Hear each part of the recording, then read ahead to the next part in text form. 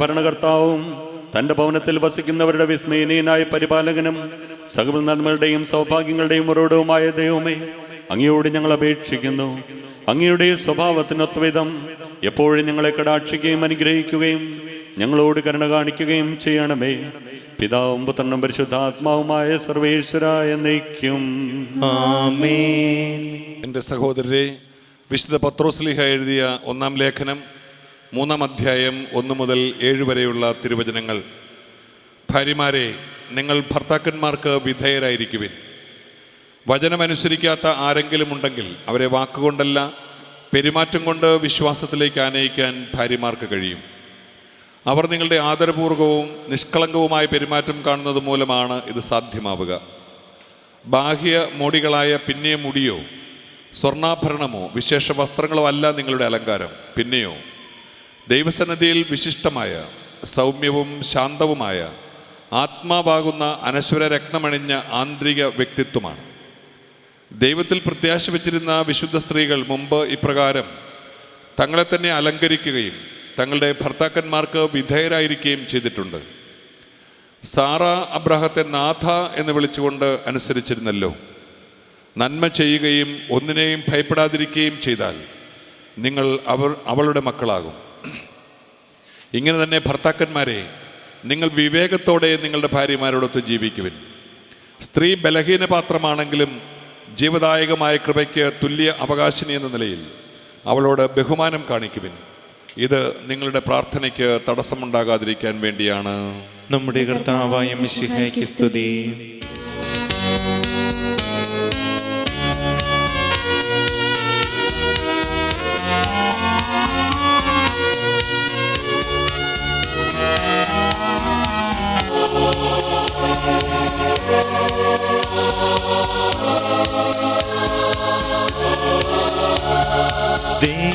ദൈവവചനമിതാ,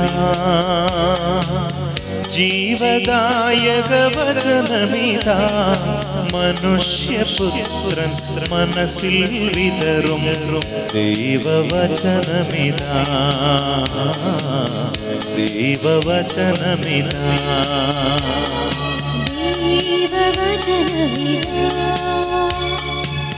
ജീവദായക വചനമിതാ, മനുഷ്യപുത്രൻ മനസ്സിൽ വിതറും ദൈവവചനമിതാ, ദൈവവചനമിതാ. ഹല്ലേലൂയ, ഹല്ലേലൂയ, ഹല്ലേലൂയ, ഹല്ലേലൂയ, ഹല്ലേലൂയ, ഹല്ലേലൂയ.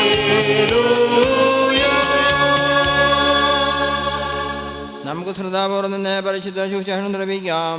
സമാധാനം നിങ്ങളോട് കൂടെ. അങ്ങയോടും അങ്ങയുടെ ആത്മാവോടും കൂടെ. വിശുദ്ധ യോഹന്നാൻ അറിയിച്ച നമ്മുടെ കർത്താവ് യേശു മിശിഹായുടെ പരിശുദ്ധ സുവിശേഷം.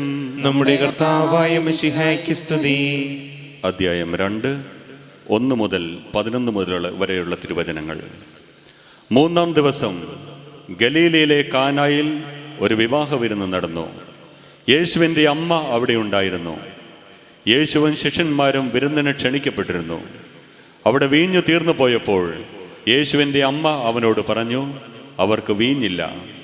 യേശു അവളോട് പറഞ്ഞു, സ്ത്രീയെ, എനിക്കും നിനക്കും എന്ത്? എൻ്റെ സമയം ഇനിയും ആയിട്ടില്ല. അവൻ്റെ അമ്മ പരിചാരകരോട് പറഞ്ഞു, അവൻ നിങ്ങളോട് പറയുന്നത് ചെയ്യുവിൻ. യഹൂദര ശുദ്ധീകരണ കർമ്മത്തിനുള്ള വെള്ളം നിറയ്ക്കുന്ന 6 കൽഭരണികൾ അവിടെ ഉണ്ടായിരുന്നു. ഓരോന്നിലും 2-3 അളവ് കൊള്ളുമായിരുന്നു. ഭരണികളിൽ വെള്ളം നിറയ്ക്കുവിൻ എന്ന് യേശു അവരോട് കൽപ്പിച്ചു. അവർ അവയെല്ലാം വക്കോളം നിറച്ചു. ഇനി പകർന്ന് കലവറക്കാരൻ്റെ അടുത്തുകൊണ്ട് ചെല്ലുവിൻ എന്നവൻ പറഞ്ഞു. അവർ അപ്രകാരം ചെയ്തു. കലവറക്കാരൻ വീഞ്ഞായി മാറിയ ആ വെള്ളം രുചിച്ചു നോക്കി. അത് എവിടെ നിന്നാണെന്ന് അവൻ അറിഞ്ഞില്ല. എന്നാൽ വെള്ളം കോരിയ പരിചാരകർ അറിഞ്ഞിരുന്നു. അവൻ മണവാളനെ വിളിച്ചു പറഞ്ഞു, എല്ലാവരും മേൽത്തരം വീഞ്ഞ് ആദ്യം വിളമ്പുന്നു, അതിഥികൾക്ക് ലഹരി പിടിച്ചു കഴിയുമ്പോൾ താഴ്ന്ന തരവും. എന്നാൽ നീ നല്ല വീഞ്ഞ് ഇതുവരെയും സൂക്ഷിച്ചു വെച്ചുവല്ലോ. യേശു തൻ്റെ മഹത്വം വെളിപ്പെടുത്തുന്നതിന് പ്രവർത്തിച്ച അടയാളങ്ങളുടെ ആരംഭമാണ് ഗലീലയിലെ കാനായിൽ ചെയ്ത ഈ അത്ഭുതം. അവൻ്റെ ശിഷ്യന്മാർ അവനിൽ വിശ്വസിച്ചു. നമ്മുടെ കർത്താവായ മിശിഹായ്ക്ക് സ്തുതി. പ്രിയപ്പെട്ട മാതാപിതാക്കന്മാരെ, സഹോദരി സഹോദരന്മാരെ, നവവധൂവരന്മാരായ ടിനു ജോൺസൺ, ഇന്ന് രണ്ട് വ്യക്തികളെ സംബന്ധിച്ചിടത്തോളം അവരുടെ ജീവിതത്തിലെ ഏറ്റവും പ്രധാനപ്പെട്ട ഒരു ദിവസമാണ്. ഒരിക്കലും മറന്നുപോകാത്ത ഒരു ദിനം. വിവാഹിതരായിട്ടുള്ളവരോട് എന്നായിരുന്നു നിങ്ങളുടെ കല്യാണം എന്ന് ചോദിച്ചാൽ ആ ഡേറ്റ് മറന്നുപോയിട്ടുള്ളവർ വളരെ ചുരുക്കമായിരിക്കും.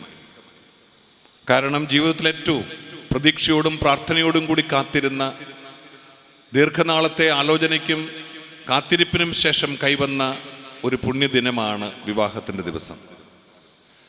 ഇത്രയും വർഷക്കാലം പ്രാർത്ഥിച്ചും തമ്പുരാനോട് അപേക്ഷിച്ചും പഠിച്ചും കുടുംബജീവിതാന്തസ്സിലേക്ക് പ്രവേശിക്കുന്ന നിങ്ങൾക്ക് എല്ലാ ദൈവാനുഗ്രഹവും ആദ്യമേ ഞാൻ പ്രാർത്ഥിക്കുകയാണ്.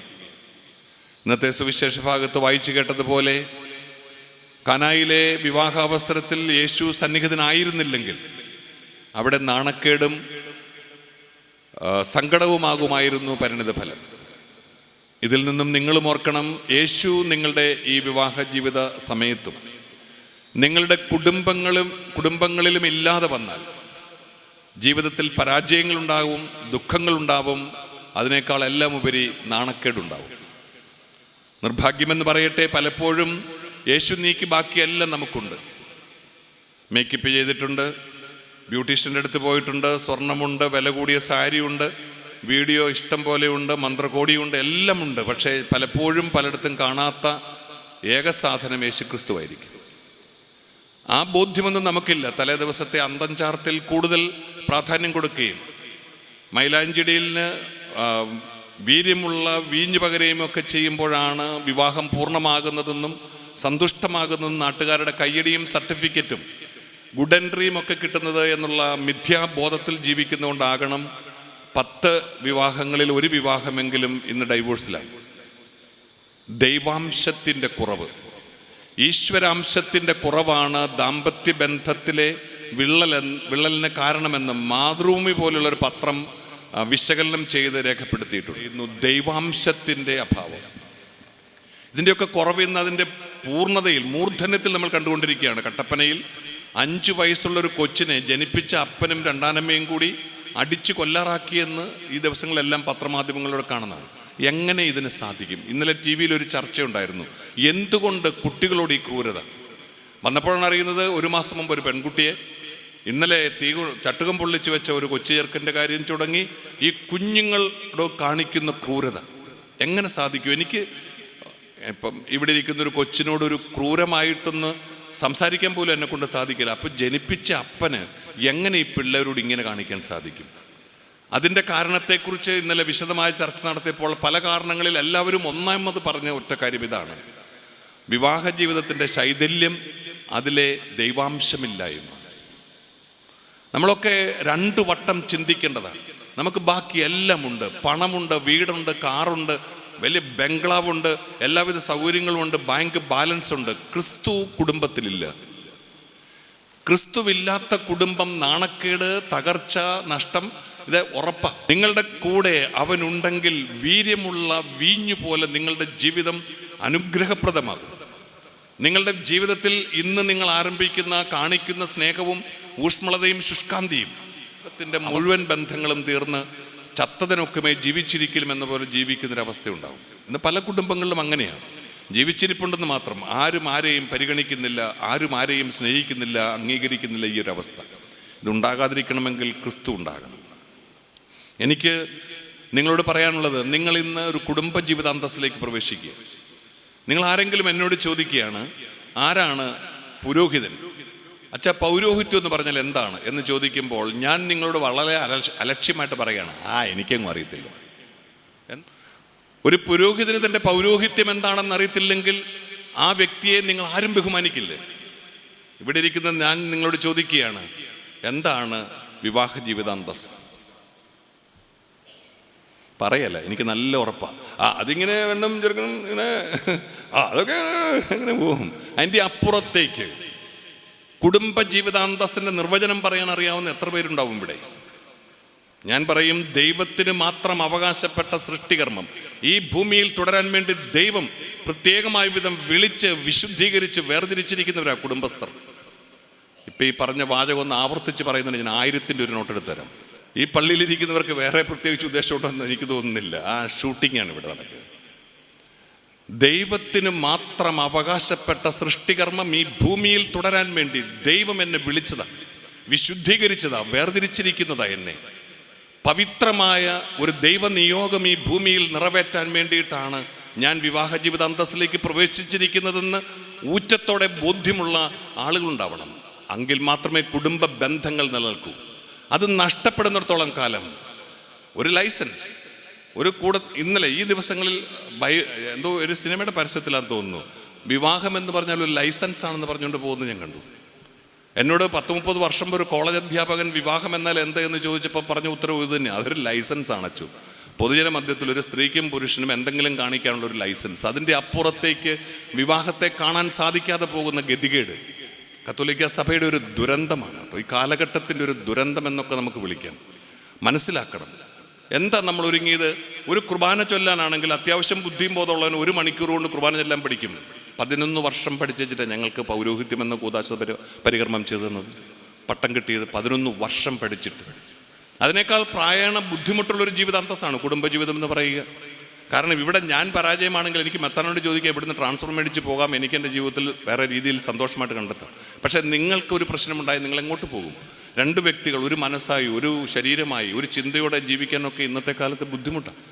അപ്പം അതുകൊണ്ട് വളരെ വളരെ ബദ്ധപ്പാടുള്ളൊരു കുടുംബജീവിതാന്തസ്സിലേക്ക് യാതൊരു ഒരുക്കവും. 3 ദിവസത്തെ കഷ്ടിച്ച് 2.5 ദിവസത്തെ പ്രീ മാരേജ് കോഴ്സിന് പോകുന്നു.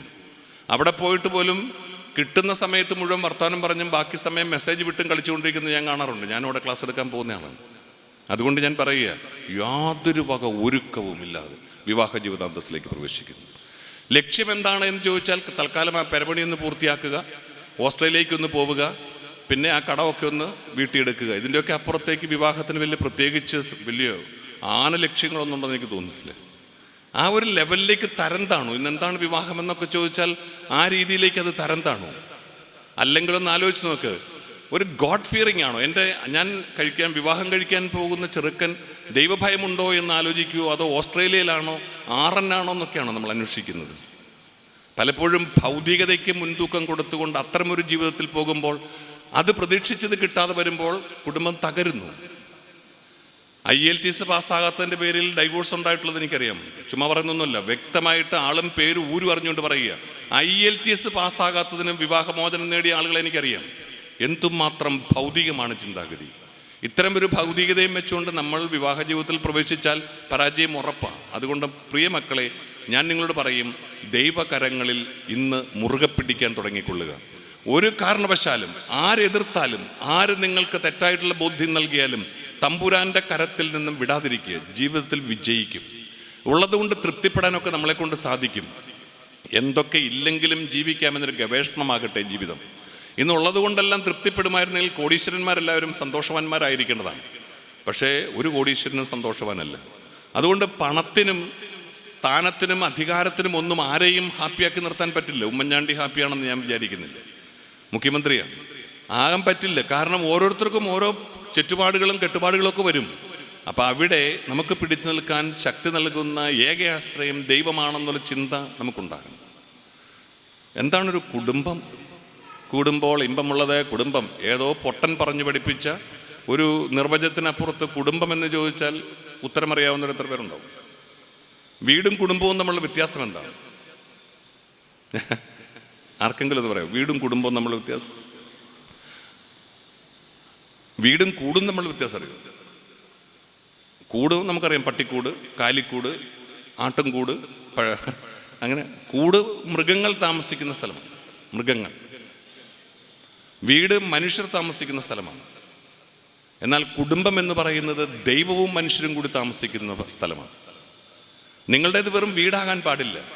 മനുഷ്യർ ഒരുമിച്ച് താമസിക്കുന്ന സ്ഥലമല്ല. ദൈവവും മനുഷ്യരും കൂടി ഒരുമിച്ച് താമസിക്കുന്ന കുടുംബം.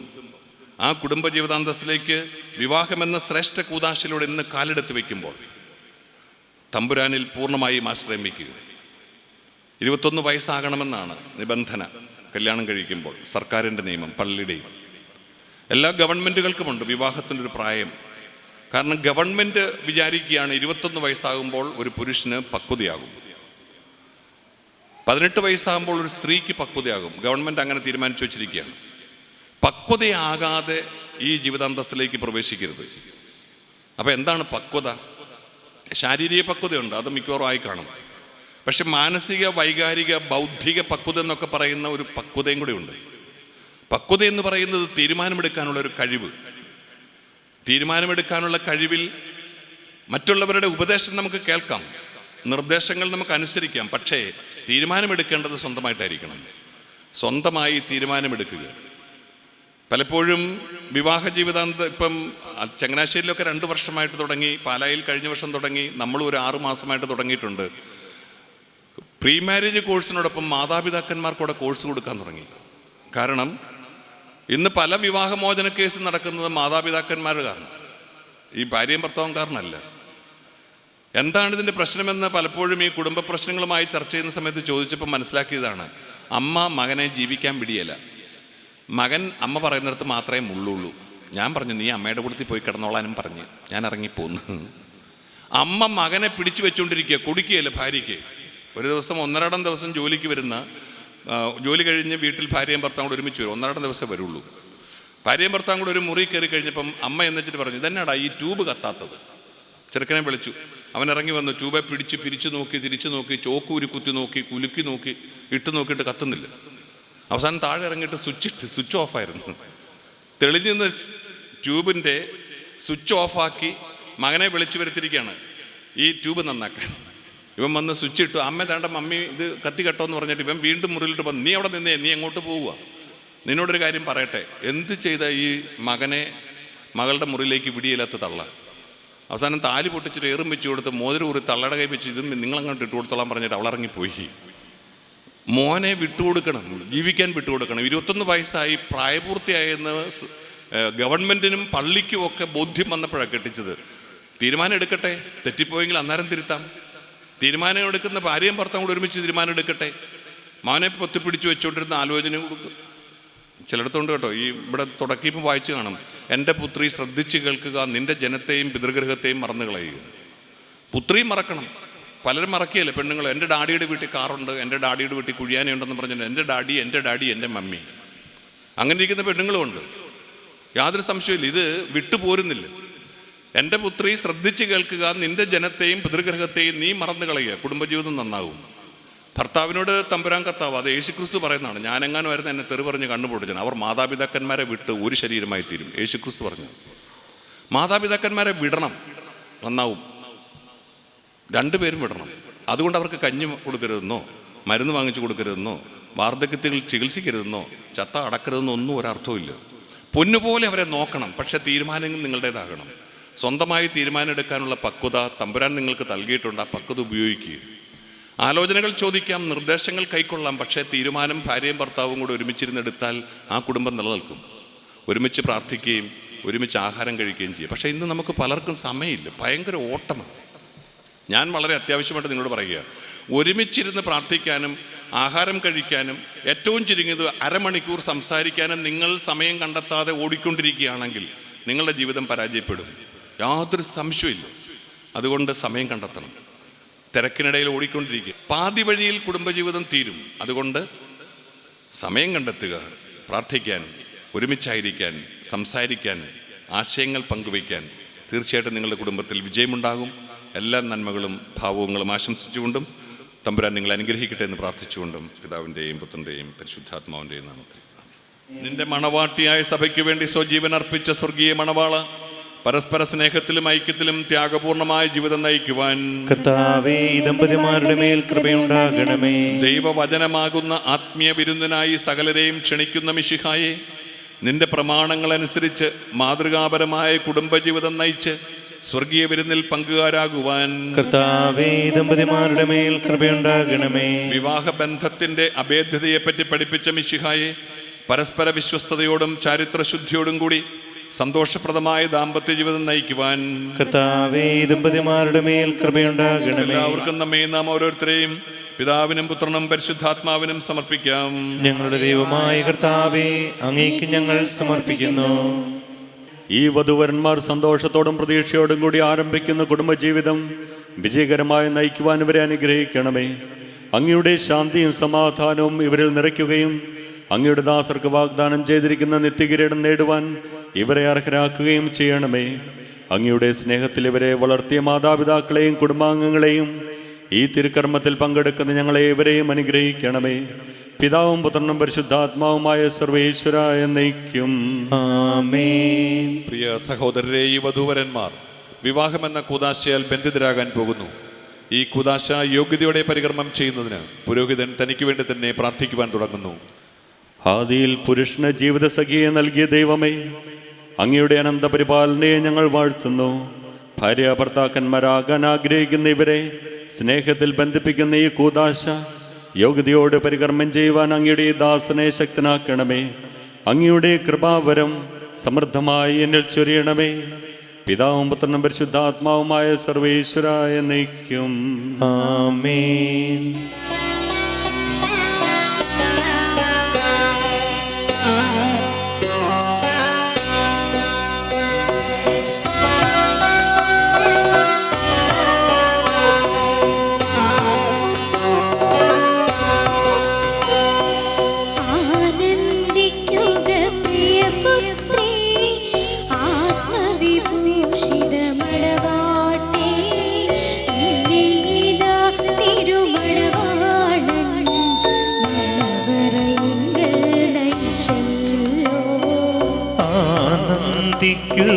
പ്രിയപുത്രീ, ആത്മവിഭൂഷിത മണവാട്ടി, നിന്നെ ഇതാ തിരുമണവാളൻ മണവറയിങ്കൽ നയിച്ചല്ലോ.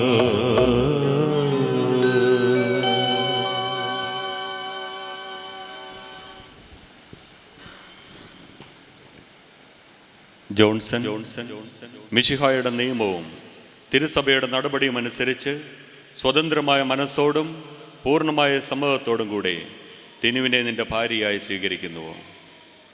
തിനു മിശിഹായുടെ നിയമവും തിരുസഭയുടെ നടപടിയും അനുസരിച്ച് സ്വതന്ത്രമായ മനസ്സോടും പൂർണ്ണമായ സമ്മതത്തോടും കൂടെ ജോൺസനെ നിന്റെ ഭർത്താവായി സ്വീകരിക്കുന്നുവോ?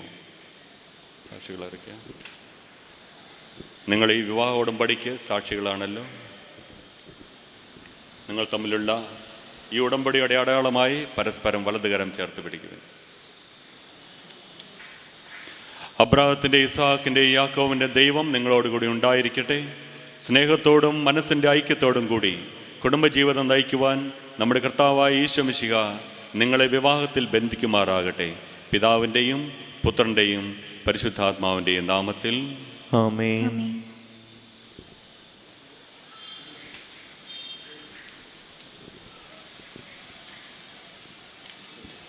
കുരിശുമരണം വഴി തിരുസഭയെ വധുവായി സ്വീകരിച്ച കർത്താവെ, വിശ്വാസത്തിലും സ്നേഹത്തിലും വധൂവരന്മാരെ ഒന്നിപ്പിക്കുന്ന ഈ താലി ദയാപൂർവം ആശീർവദിക്കണമേ.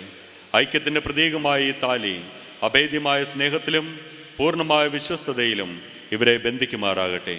ജീവിതത്തിലുണ്ടാകുന്ന ക്ലേശങ്ങൾ സന്തോഷപൂർവ്വം സഹിക്കുവാനും നിന്റെ ഇഷ്ടമനുസരിച്ച് പരിശുദ്ധരായി ജീവിക്കുവാനും ഇതിൽ മുദ്രിതമായിരിക്കുന്ന കുരിശ് ഇവർക്ക് ശക്തി നൽകട്ടെ. ഇതിവരുടെ വിശ്വസ്തതയുടെ അടയാളമായിരിക്കുകയും ചെയ്യട്ടെ. ആമേൻ.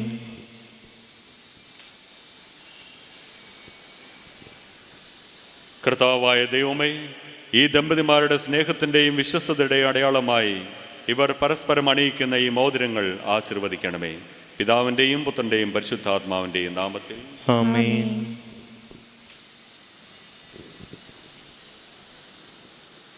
കൃപാവരത്തിൻ്റെ അനശ്വര വസ്ത്രത്താൽ മനുഷ്യാത്മാവിനെ അലങ്കരിക്കുന്ന കാരുണ്യവാനായ കർത്താവെ, ഈ മന്ത്രകോടി ആശീർവദിക്കണമേ. പൂർണ്ണമായ ആത്മസമർപ്പണവും പരസ്പര സ്നേഹവും വഴി നിന്നെ ധരിക്കുവാൻ ഈ ദമ്പതിമാരെ അനുഗ്രഹിക്കണമേ. നിന്റെ മണവാട്ടിയായ പരിശുദ്ധ സഭയെ മഹത്വത്തിൻ്റെ വസ്ത്രം ധരിപ്പിച്ച കർത്താവെ, ലോകത്തിൽ നിഷ്കളങ്കരായ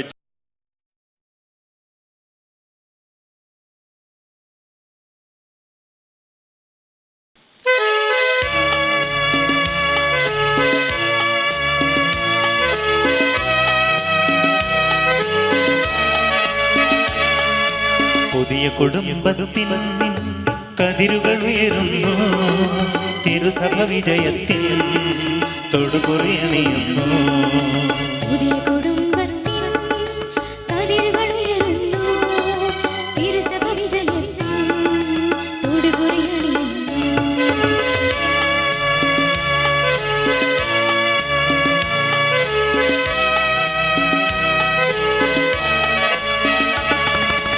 അവനിയമുന്നതമാ അമ്പരവീഥികളും മംഗളഗീതികളിൽ മുങ്ങി വിളങ്ങുന്നു.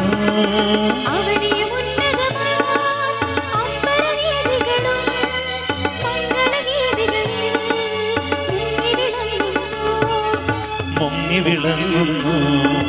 പുതിയ കുടുംബത്തിൻ കതിരുകൾ ഉയരുന്നു, തിരുസഭ വിജയത്തിൽ തൊടുകുറിയണിയുന്നു.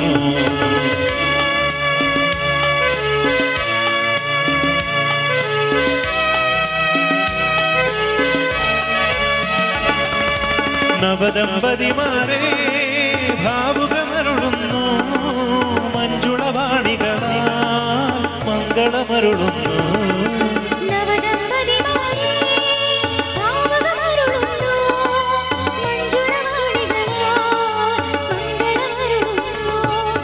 മംഗളമരുളുന്നു. പുതിയ കുടുംബത്തിൻ കതിരുകൾ ഉയരുന്നു, തിരുസഭ വിജയത്തിൽ തൊടുകുറിയണിയുന്നു.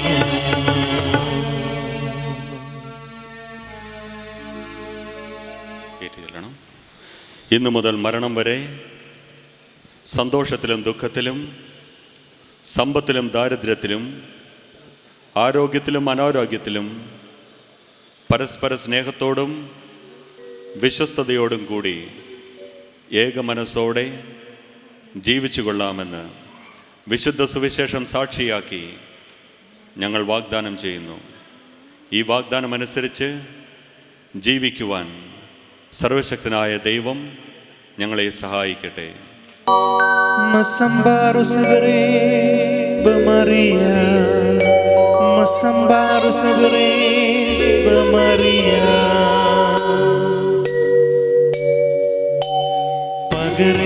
मशीहा वद में कीरा अलमद कुदशा बदेहल सावरे हमसा कुल्लन्नेस कारवले वम्माला केन्यम्बवले कंदीश कंदीश कंदीश मरियाला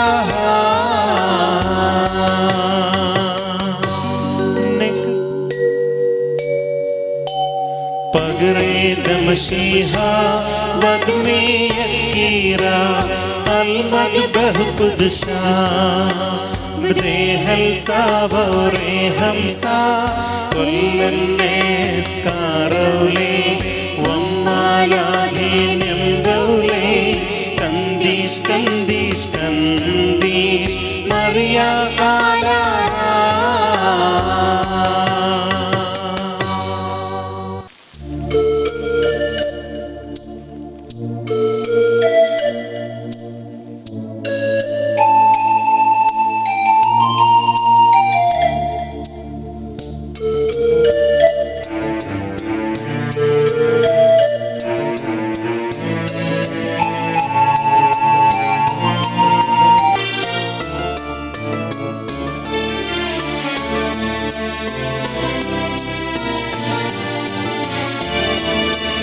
ഇത്രയേറെ നന്മ എനിക്കേകാൻ അത്ര എന്നെ സ്നേഹിക്കുന്നു ദൈവം. വ്യർത്ഥമായി പോയൊരെൻ്റെ ജീവൻ അർത്ഥവും രൂപവും നീക്കി വാക്കുകളില്ല നന്ദി ചൊല്ലുവാൻ കാഴ്ചയേകാമെൻ്റെ മാനസം. ഇത്രയേറെ നന്മ എനിക്കേകാൻ അത്ര എന്നെ സ്നേഹിക്കുന്നു ദൈവം. വ്യർത്ഥമായി പോയോരെൻ്റെ ജീവൻ അർത്ഥവും രൂപവും നീങ്ങി വാക്കുകളില്ല നന്ദി ചൊല്ലുവാൻ കാഴ്ചയേകാമെൻ്റെ മാനസം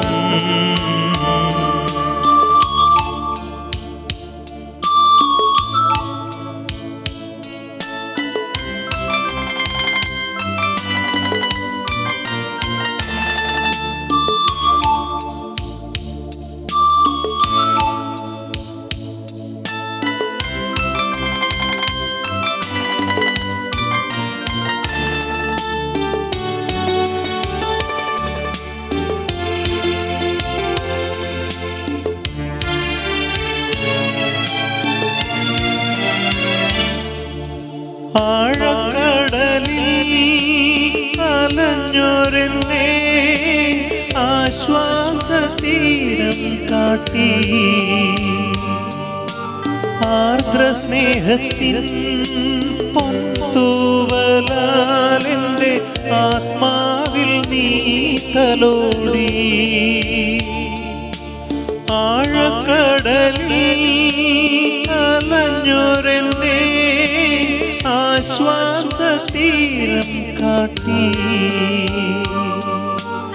ആർദ്രസ്നേഹത്തിൻ ക്ലേശങ്ങളിലെ കൂട്ടാളിയായി എനിക്കാശ്വാസത്തെ മഴയായി ക്ലേശങ്ങളിലെ കൂട്ടാളിയായി എനിക്കാശ്വാസത്തെ മഴയായി ഇത്രയേറെ നന്മ എനിക്കേകാൻ അത്ര എന്നെ സ്നേഹിക്കുന്ന ദൈവം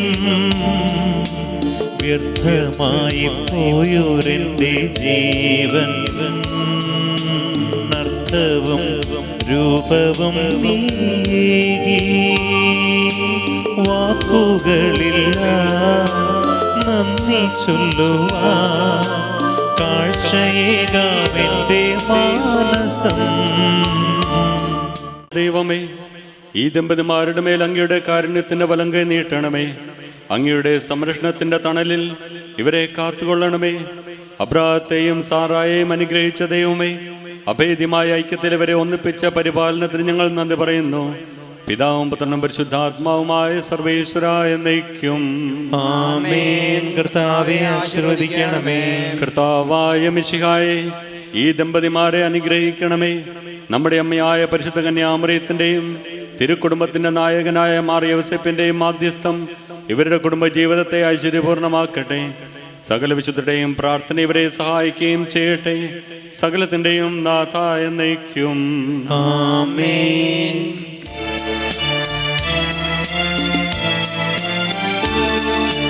കർത്താവാം മിശിഹാ വഴിയായി ദിവ്യാത്മാവിൻ ദാനങ്ങൾ സ്നേഹപിത